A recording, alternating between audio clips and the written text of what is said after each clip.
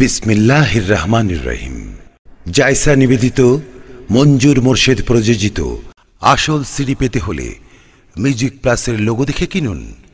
Music plus, Gachbaria, Chandanaish পৌর এলাকা। Mobile number 01815882788।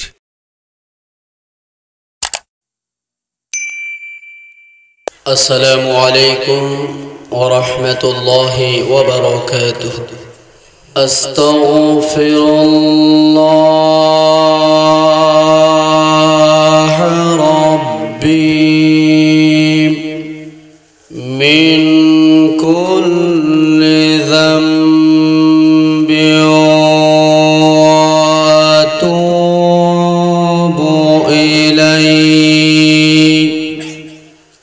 لا حول ولا قوة إلا بالله العلي العظيم. الحمد لله رب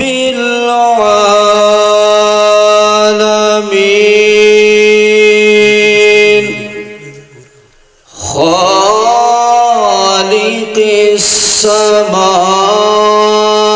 السماوات والأرض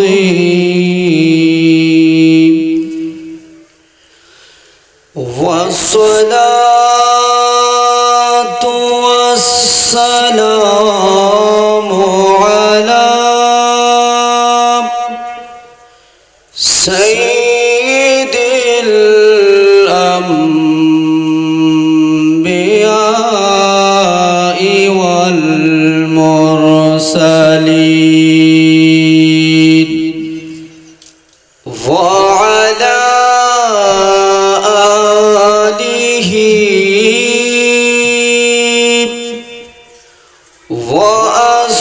وأصحابه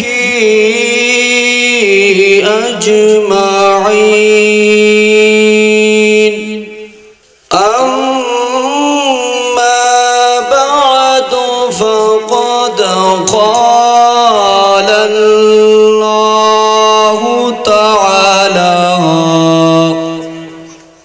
عز وجل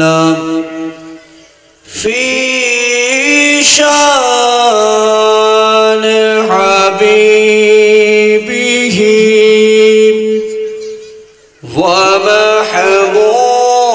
ومحبوبه ومعشوقه آمرا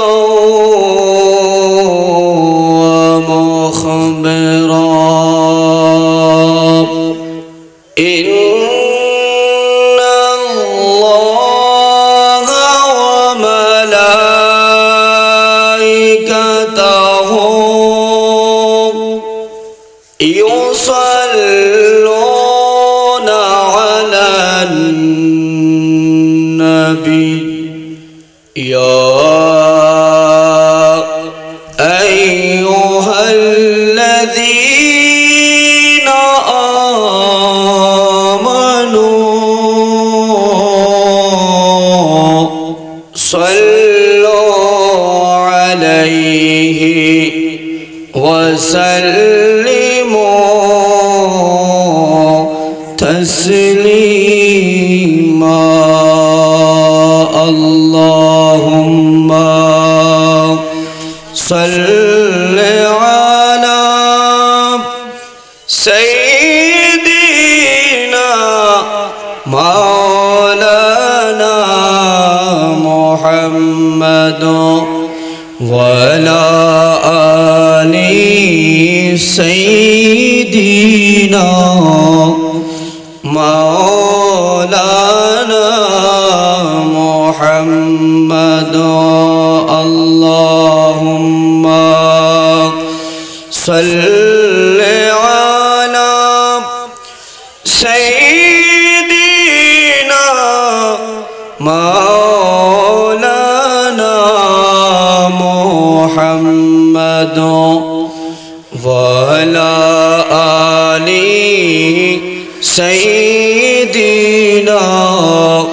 مولانا لا ورب العرش जिसको जो मिला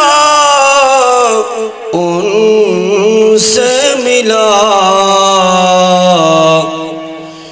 बढ़ती है कौनैनों में नेमत रसूलुल्लाह की अल्लाहुम्मा सल्लि अला सय्यिदिना मौलाना मुहम्मद वअला आलि सय्यिदिना मौलाना बन जंगलार बाग खरीने चिनिला दयाल नबी के मानव होया चिनिली नारे धुकाराइला मनेते अल्लाहुम्मा सल्लि अला सय्यिदिना मौलाना मुहम्मद वअला आलि सय्यिदिना मौलाना मुहम्मदुन सलातुन या रसूलल्लाह मुस्तफा नूरे जनाबे अम्र कुन आफ़ताबे बुर्ज़ इल्म मिन लदुन सलातुन या रसूलल्लाह अलैकुम सलामुन या हबीबल्लाह बाग़ तय्यबा में चुहाना पोला पोला नूर का मस्त है बुलबुली पढ़ती है कलिमा नूर का सलातुन या रसूलल्लाह अलैकुम सलामुन या हबीबल्लाह अऊज़ु बिल्लाहि मिनश शैतानिर रजीम बिस्मिल्लाहिर रहमानिर रहीम अला इन्ना औलिया अल्लाहि ला खौफुन अलैहिम वला हुम यहज़नून सदक़ल्लाहुल मौलानाल अज़ीम व बल्लगना रसूलुहुन नबियुल हबीबुल करीम व नहनु अला ज़ालिका मिनश शाहिदीन वश्शाकिरीन वल्हम्दुलिल्लाहि रब्बिल आलमीन मौलाया सल्लि व सल्लिम दाइमन अबदा अला हबीबिका खैरिल الخلق كلهم অধ্যকার আয়োজিত আনোয়াতানার অন্তর্গত তোলারদ্বীপ আরশাদ আলী বহুমুখী উচ্চ বিদ্যালয় মাঠ প্রাঙ্গণে পঞ্চমবারের মতো পবিত্র ঈদ মিলাদুন নবী সাল্লাল্লাহু তাআলা আলাইহি সাল্লাম শুহাদায়ে কারবালা ও ফাতিহা ইয়াজদহম উদযাপন উপলক্ষে আজকের নূরানি ঈমানি ইরফানি মাহফিলের আমার সামনে উপবিষ্ট মুরব্বিয়ানে আযম, ছোট ছোট মাসুম বাচ্চারা এবং পর্দার আড়ালের মুস্তুরাত খাওয়াতিম মা ও বোনেরা, রহমানি ওয়া রাহমাকুমুল্লাহু তাআলা আলাইহি, আসসালামু আলাইকুম ওয়া রাহমাতুল্লাহি ওয়া বারাকাতুহু। আমি গুনাহগার, নালেক, নাখন্দা, নাসিজ, মহান আল্লাহ পাকের আলিশান দরবারে শুকরিয়া জ্ঞাপন করতেছি যে আমার মতো একজন নগণ্য ব্যক্তিকে যে এই মঞ্চের মধ্যে, এই মাহফিলের মধ্যে সে কয়েকবার আমার রাসূলের উপর দরুদ শরীফ পাঠ করার তৌফিক দান করেছেন এবং আমাদের সকলকে শ্রবণ করার তৌফিক দান করেছেন। সেই মুনিবের দরবারে মহব্বতের আওয়াজে শুকরিয়ার্থে আমরা সকলে একবার বলি আলহামদুলিল্লাহ। এবং সাথে সাথে প্রিয় নবী হুজুর পাক সাল্লাল্লাহু তাআলা আলাইহি ওয়াসাল্লামের নূরানি দরবারে অসংখ্য অগণতি দরুদ আর সালামর হাদিয়া এবং যারা মাহফিলের মধ্যে আসছেন, বসছেন, শ্রবণ করতেছেন, সকলের শুকরিয়া আদায় করতেছি। এবং বিশেষ করে আজকের মাহফিলের যারা আয়োজনকর্তা, যারা আয়োজন করলেন অনেক কষ্টের মাধ্যমে, অনেক ত্যাগ তিতিক্ষার মাধ্যমে, আমি ওই সমস্ত ভাইদের শুকরিয়া আদায় করতেছি। আল্লাহ পাক রব্বুল আলামিন আহকামুল হাকিমিন আজকের মাহফিল আল্লাহর দরবারে কবুল করুক, সবাই বলে আমিন। এবং কাল কিয়ামতের ময়দানে কঠিন মুসিবতের সময় আমরা সকলের জন্য নাজাতের ওসিলা বানিয়ে দিক, সবাই বলে আমিন। বিশেষ করে আমি গুনাহগার, আল্লাহ পাকের 6666 আয়াত থেকে একটা আয়াত কারিমা তেলাওয়াত করেছি। বিশেষ করে আজকের মাহফিলের পক্ষ থেকে আমাকে একটা বিষয় দেওয়া হয়েছে।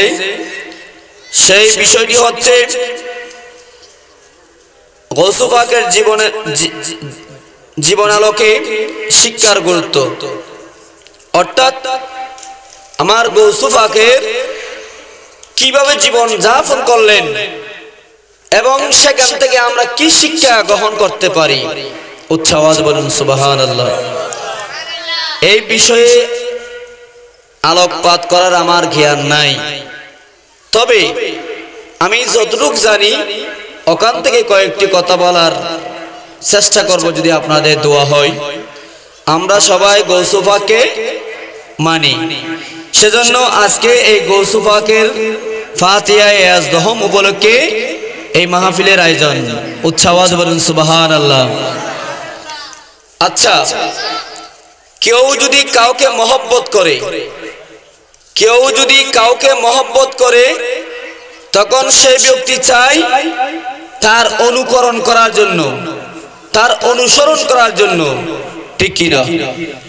আমাদের দেশের মধ্যে, আমার কথা একটু শ্রবণ করবেন, ঈদের সময় অনেক অনুষ্ঠানের মধ্যে দেখা যায় অনেক ভাই একই রকম ড্রেস পরিধান করে, ঠিক কিনা?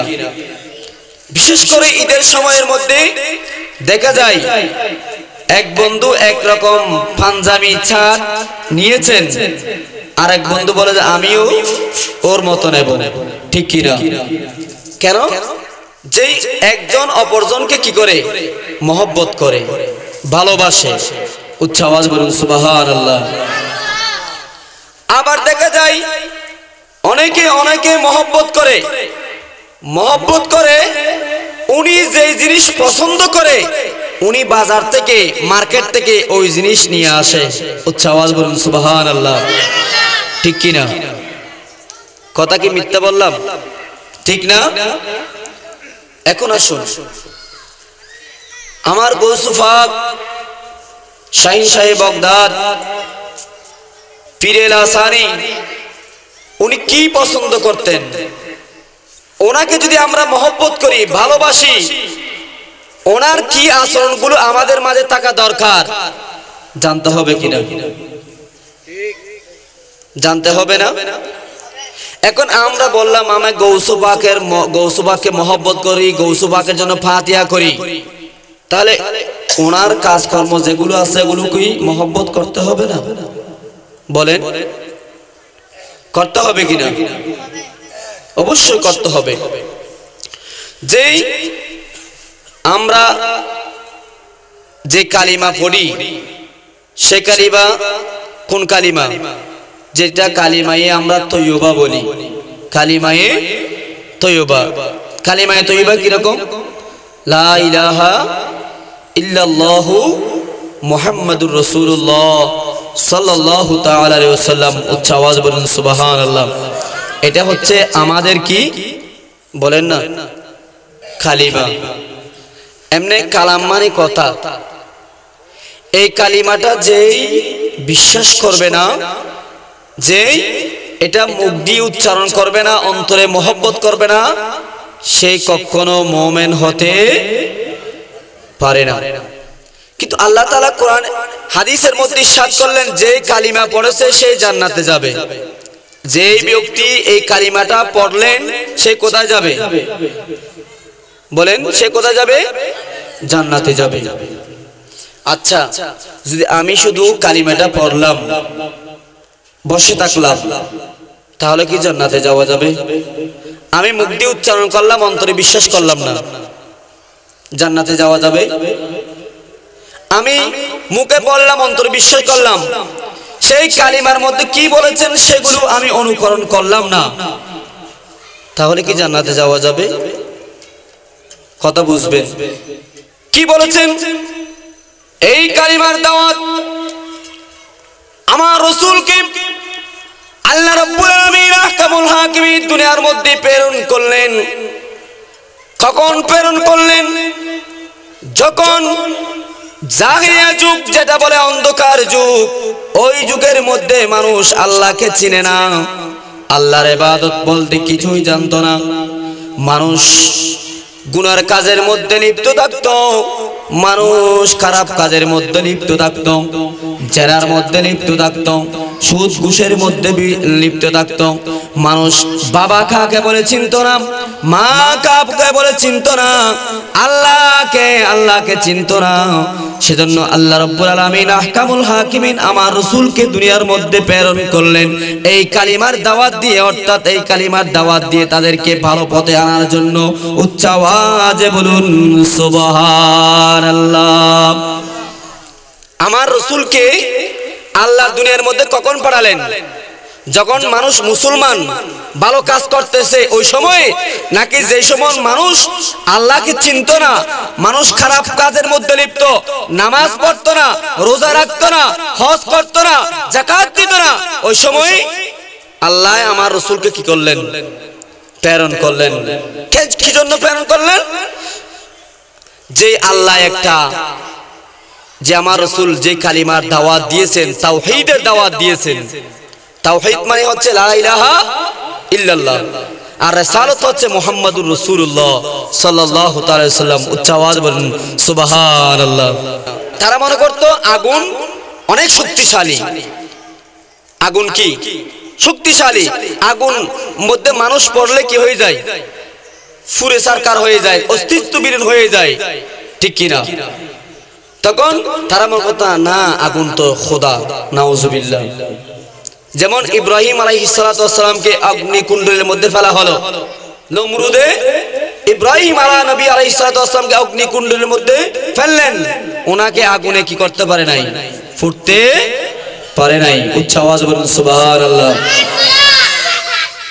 আমার আল্লাহ আমার রাসূলকে এমন একটা সন্দেহ করে বলেন, এমন বললেন, ইয়া রাসূলুল্লাহ, আপনি যান।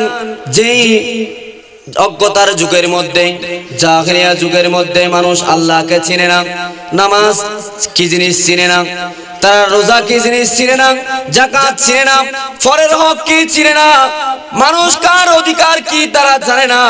সেজন্য আমি আল্লাহ আপনাকে প্রেরণ করলাম এগুলো সব দূরীভূত করার জন্য। উচ্চ আওয়াজে বলুন সুবহানাল্লাহ।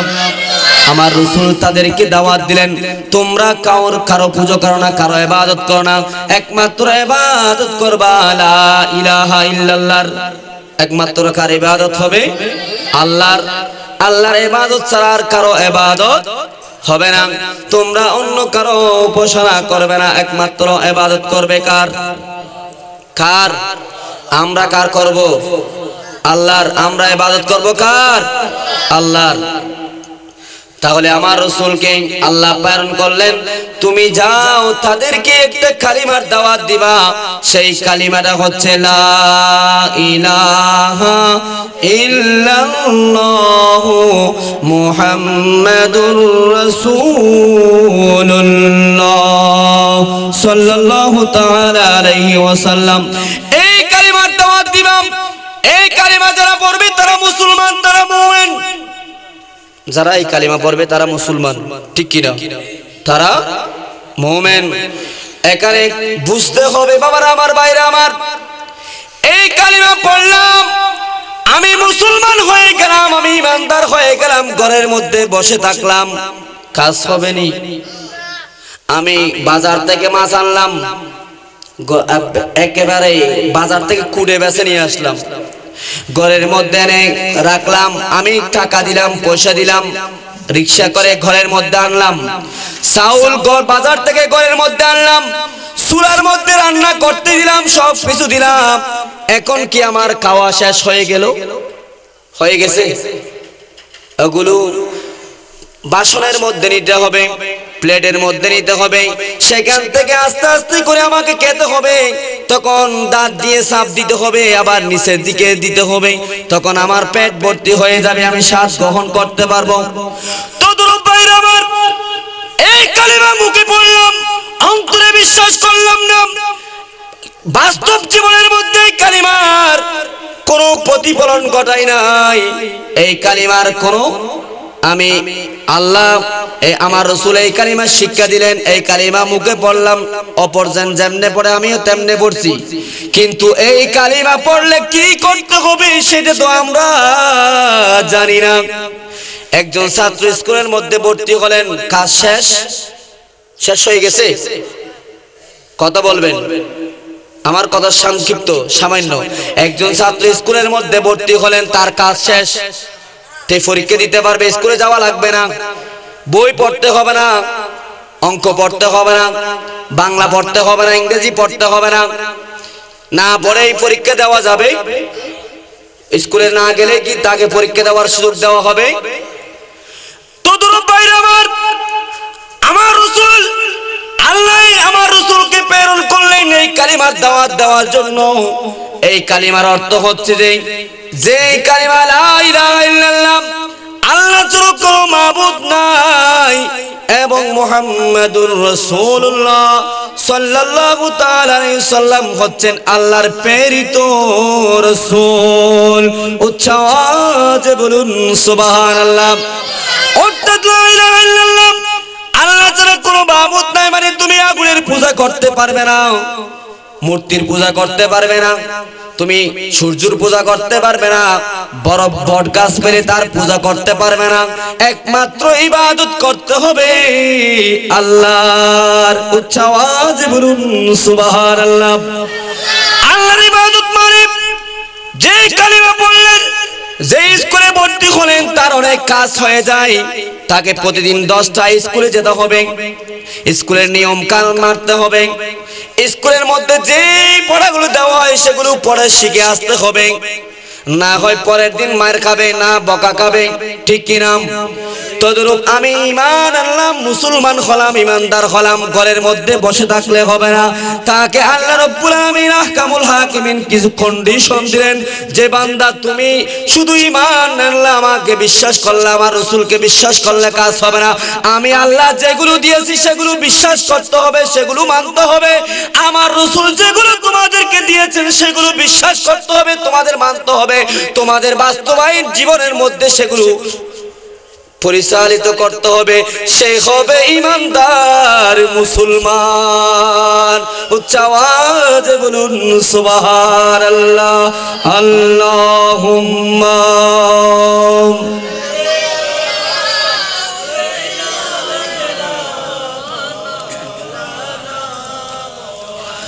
ওয়ালা আলি সাইয়্যিদিনা।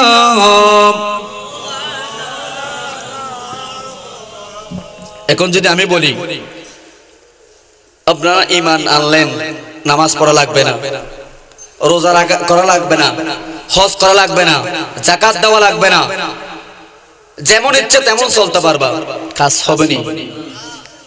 নামাজ পড়া কি ফরজ বলেন না? নামাজ পড়া কি? যাকাত দেওয়া, হজ করা ফরজ। এখন আপনার হজ ফরজ হইছে, আপনি হজে যান নাই, আমার রাসূল বললেন সেই ব্যক্তি মারা যাওয়ার সময় কি বেঈমান হয়ে মারা যাবে নাকি মুসলমান হয়ে মারা যাবে আমি জানি না। উচ্চ আওয়াজ বলুন সুবহানাল্লাহ। যে আমার রাসূল এই কথা বললেন, হজ না করলে, যার উপর হজ ফরজ হয়েছে সে যদি হজ না করে সে কি মুসলমান হবে মারা যাবে নাকি ঈমানদার হয়ে মারা যাবে, তার গ্যারান্টি আমার কাছে, আমার হাতের মধ্যে নাই। এখন যদি একজন ব্যক্তি যাকাত ফরজ হয়েছে, সে যাকাত দেয় নাই, আমার রাসূল বললেন সে আমার দলভুক্ত নয়। তো এখন যে ব্যক্তির উপর নামাজ ফরজ হয়েছে সে নামাজ পড়ে না, বলে যে মসজিদের মধ্যে সুদখোরও যায়, ঘুষখোরও যায়, অমুকও যায়, তমুকও যায়, আমিও যাব না। এরকম কোন আল্লাহ বিধান আছে, বাধা দেওয়া আছে? আল্লাহ রাব্বুল আলামিন আহকামুল হাকিমিন মসজিদের মধ্যে সবাই যাবেন, কিন্তু প্রত্যেকের ইবাদত কবুল হবে না আল্লাহর কাছে, প্রত্যেকের দোয়া আল্লাহর কাছে কবুল হবে না। যাবেন কিন্তু অমুক গেছে আমি যাব না, মসজিদ কারো বাপের নয়, সেই মসজিদ হচ্ছে একমাত্র আল্লাহর, ঠিক কি না? সেখানে মন্ত্রী আসলো, মিনিস্টার আসলো, প্রধানমন্ত্রী আসলো, সব প্রধানমন্ত্রীর কাছে যিনি মন্ত্রী সেই দাঁড়াতে পারবে, যে কৃষি কাজ করে সেই দাঁড়াতে পারবে না, এমন কোন বিধান আসেনি? নাই। বুঝতে হবে বাবার, আমার ভাইরা আমার, দুনিয়ার সব জায়গার মধ্যে উঁচু নিচু ভেদাভেদ আছে, কিন্তু আল্লাহর দরবারের সামনে উঁচু নিচু কোনো ভেদাভেদ নাই।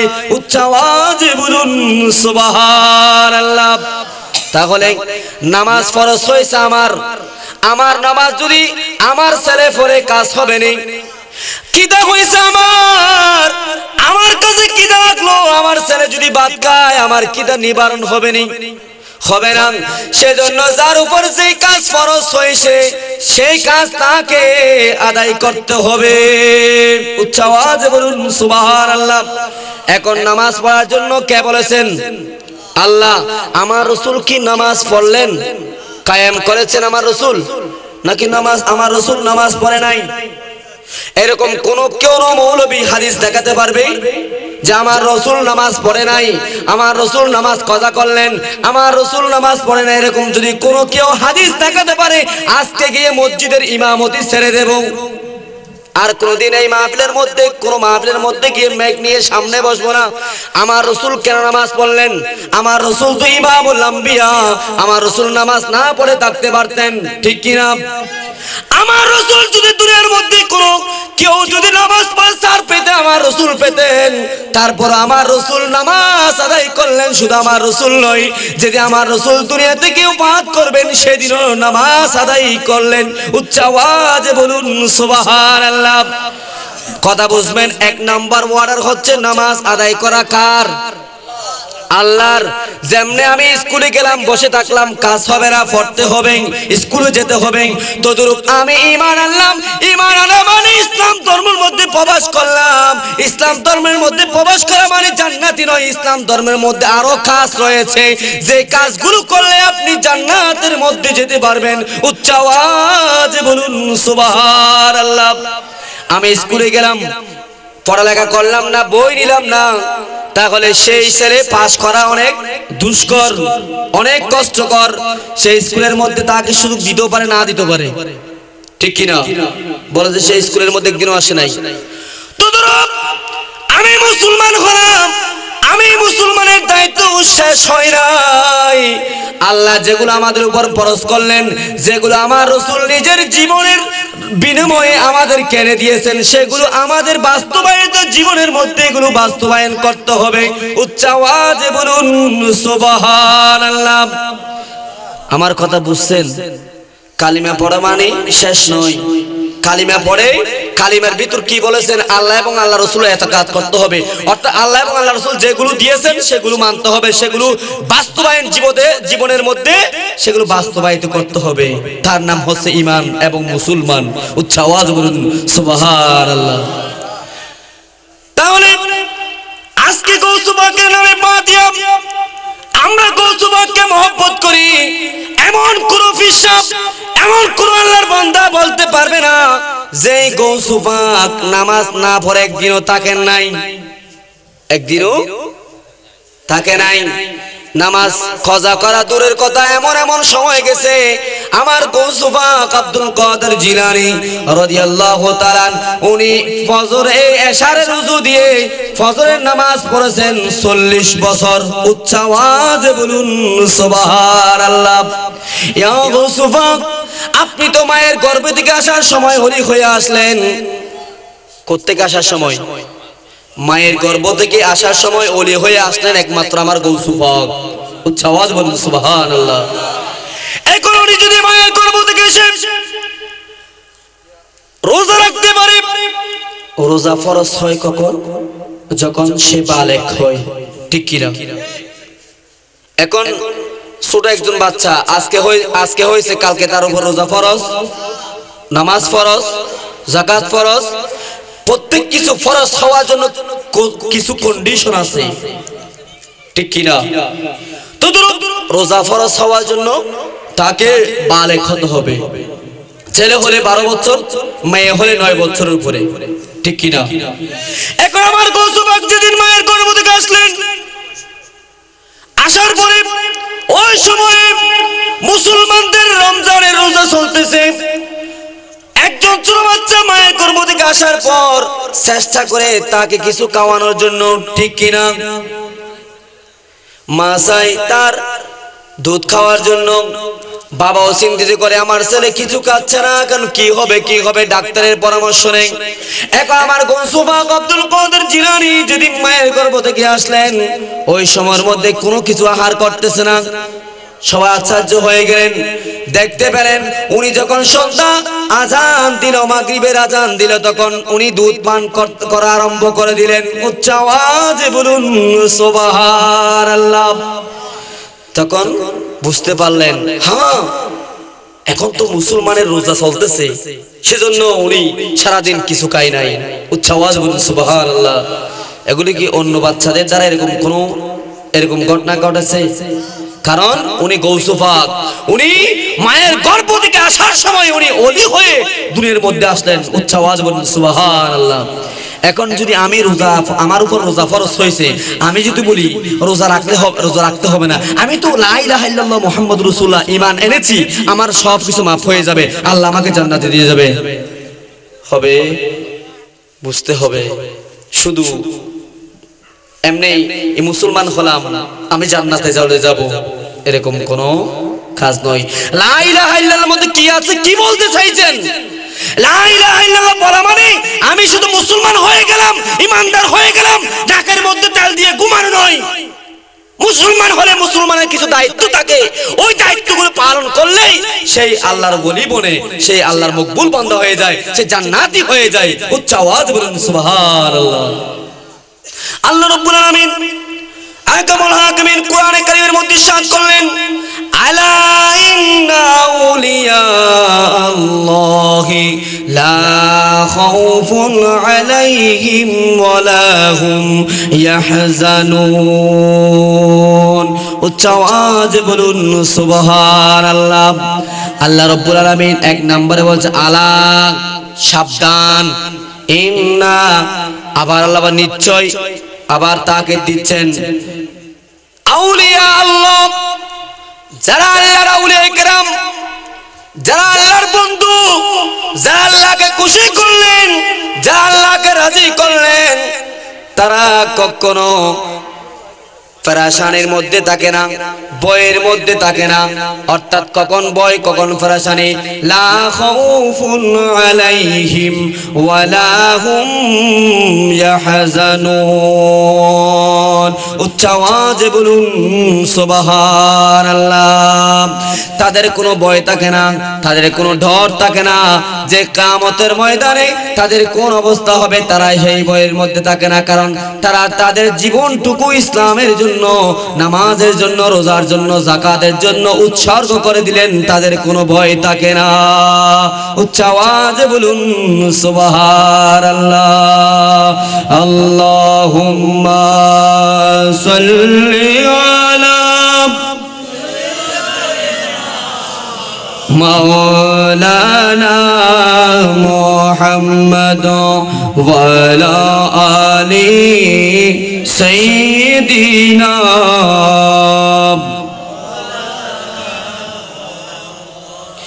এখানে আলা ইন্না আউলিয়া আল্লাহি লা খাউফুন আলাইহিম ওয়া লা হুম ইয়াহজানুন আয়াতের মধ্যে ওয়ালির দুইটি পরিচয় হয়েছে।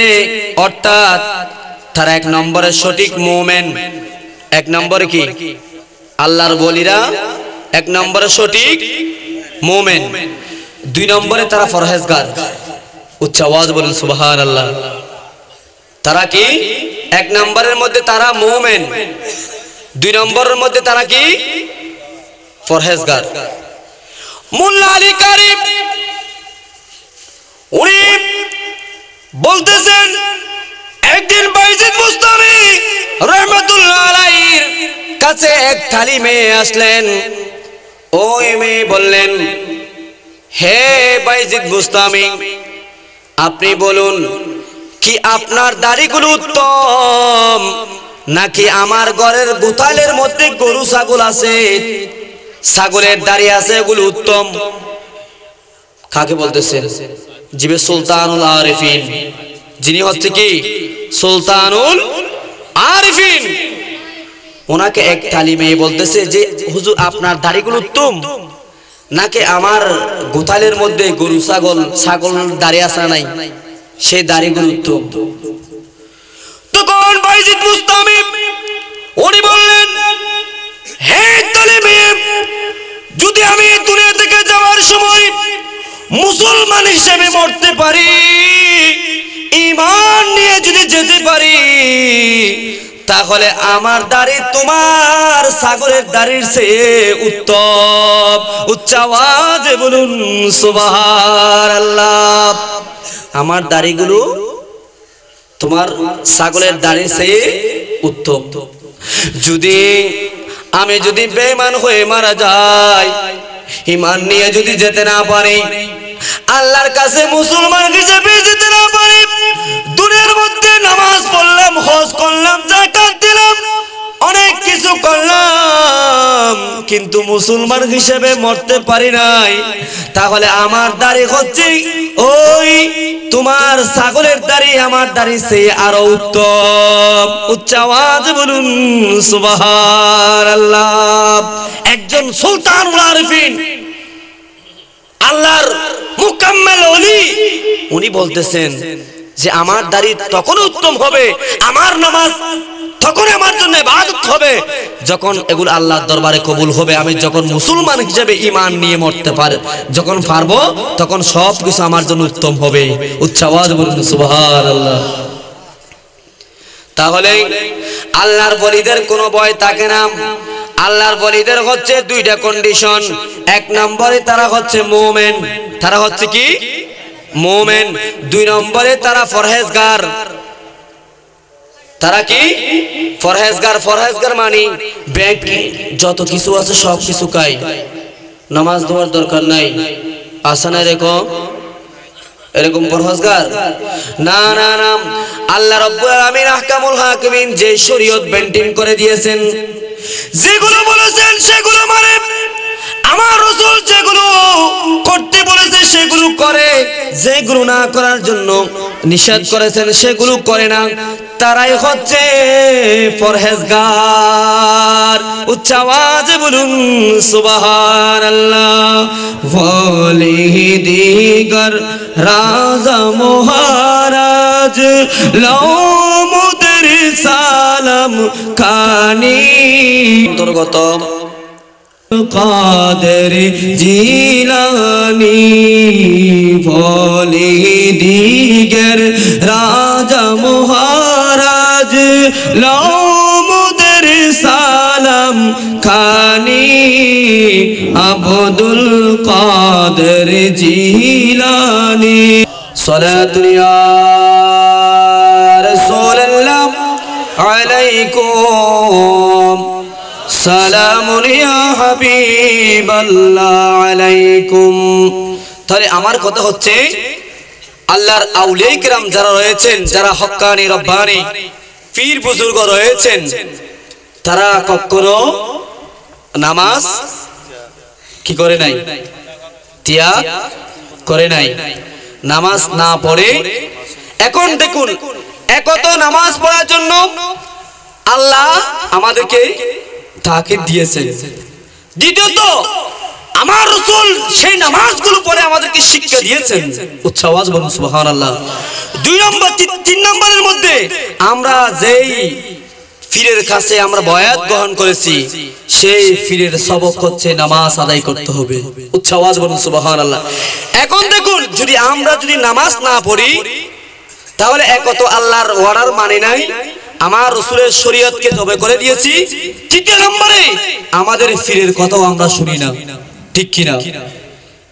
এখন যদি বলি যে নামাজ পড়তে হবে না, এমনি আমাদেরকে বেহেশতের মধ্যে নিয়ে যাবে, পীর দল্লে হয়ে যাবে, সাবধান। কোন পীর বলে না যে নামাজ ছাড়া তুমি জান্নাতে চলে যেতে পারবে। এই কথা কি কেউ বলেছেন? আমি কথা প্রসঙ্গে আসছেন আল্লাহর আউলিয়া কিরাম সম্পর্কে একটু করে, যেই আজকে যিনি আমাদের মাঝে উপস্থিত হয়েছেন, আমরা কুতুবদের মালিক শাহ হুজুরকে সবাই চিনি, ঠিক কি না? একটা কথা মনে রাখবেন, বলে যে ঘরের গরু গাড়ার কের না হাই। অনেক বেয়াদবি আল্লাহর ওলিদের দুশমনে ওলি যারা রয়েছেন, অনেকে বলেছেন ওরা মালিক সাহেবের কাছে যায়, উনি তো কোনোদিন নামাজ পড়তে দেখি নাই, নাউজুবিল্লাহ বলে। এমন সময় একদিন বাবাজান কাবলা এক মানুষকে দেখালেন যে আমি নামাজ এখানে পড়ি না, আমি নামাজ পড়ি মক্কায় মুআজ্জামার মধ্যে, মদিনা শরীফ। উচ্চ আওয়াজ বলুন সুবহানাল্লাহ। তখন সে বুঝতে পারলেন আল্লাহর ওলি যারা হক্কানি আউলিয়া কিরাম রয়েছেন, তাদের ভেলায়ত, তাদের কারামত এমন হয় যারা প্রতি মুহূর্তের মধ্যে আল্লাহর ঘরের মধ্যে যেতে পারে। আল্লাহ তাদের এই শক্তি দিয়ে থাকেন। উচ্চ আওয়াজ বলুন সুবহানাল্লাহ। আমি বলি বাবার আমার, ভাইরা আমার, তাহলে আমরা মুসলমান হিসেবে আমাদের দায়িত্ব রয়েছে। আমরা মুসলমান, আমাদের কতগুলো নৈতিক দায়িত্ব রয়েছে। যেমন গৌসুবাক আব্দুল কাদের জিলানী রাদিয়াল্লাহু তাআলা, উনি নামাজ শিক্ষা দিয়েছেন, হক শিক্ষা দিয়েছেন। উনি কোন কাজ করলে আল্লাহ নারাজ হবে, আল্লাহ রাসূল নারাজ হবে, সেগুলো শিক্ষা দিয়েছেন। আজকের মাহফিল থেকে আমরা এটাই শিক্ষা নিই যে আমরা যদি সত্যিকার আল্লাহর আউলিয়া কিরামকে মহব্বত করি, পীর বুজুর্গদেরকে মহব্বত করি, তাহলে তাদের যেগুলো তারা যেগুলো করেছেন সেগুলো আমাদের অনুসরণ অনুকরণ করতে হবে, ঠিক কিনা? তখন আমরা সত্যিকার মুসলমান হিসেবে আমরা স্বীকৃতি পাবো। আল্লাহ আমাদেরকে বুঝার তৌফিক দান করে সবাই বলে আমিন। আল্লাহ পাক রব্বুল আলামিন আহকামুল হাকিমিন। আমার অসংক্ষিপ্ত বক্তব্য আমি এখানে শেষ করতেছি। যদি আমার কথার দ্বারাই কেউ কষ্ট পেয়ে থাকেন ক্ষমার দৃষ্টি দেখাবেন। আসলে আমরা মুসলমান হিসেবে আমাদের কত কিছু দায়িত্ব রয়েছে, সে মুসলমান হিসেবে আসলাম শেষ নয়। আল্লাহ আমাদের ছেলেবেলে যারা রয়েছেন তাদেরকে নামাজি বানাবার, একজন সঠিক মুসলমান বানাবার তৌফিক দান করুন সবাই বলে আমিন। ওয়া আখিরু দাওয়ানা আলহামদুলিল্লাহি রাব্বিল আলামিন। আসসালামু আলাইকুম ওয়া রাহমাতুল্লাহি ওয়া বারাকাতুহু।